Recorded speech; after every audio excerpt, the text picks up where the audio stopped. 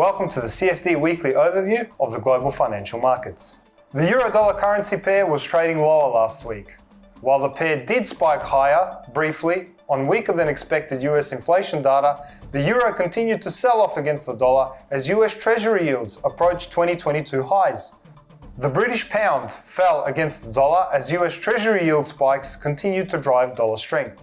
GDP in the UK did come in higher than expected, but the data couldn't stimulate an appreciation in the pound. The USD-yen pair extended its rally further as the likelihood of an intervention by the Bank of Japan became less and less likely. Despite the bank announcing a new limit to its yield curve intervention policy, it added the caveat that the move was only a tweak and there would be no major changes to policy. Gold prices sold off sharply, testing its lowest levels since early July. The sell-off is largely due to unexpected strengthening of the US dollar, which was widely expected to weaken on the back of weaker than expected US inflation last week. However, the yield spikes in the US strengthened the dollar and piled negative pressure on the precious metals. US stocks were mixed, with the Nasdaq and the S&P seeing a 2-week sell-off, while the Dow Jones showed some more resilience, stabilizing after a week.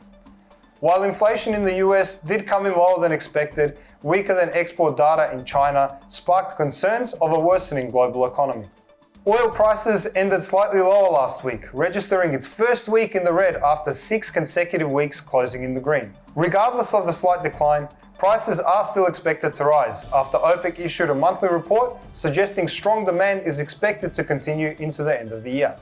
You have been watching the CFD Weekly Overview of the global financial markets.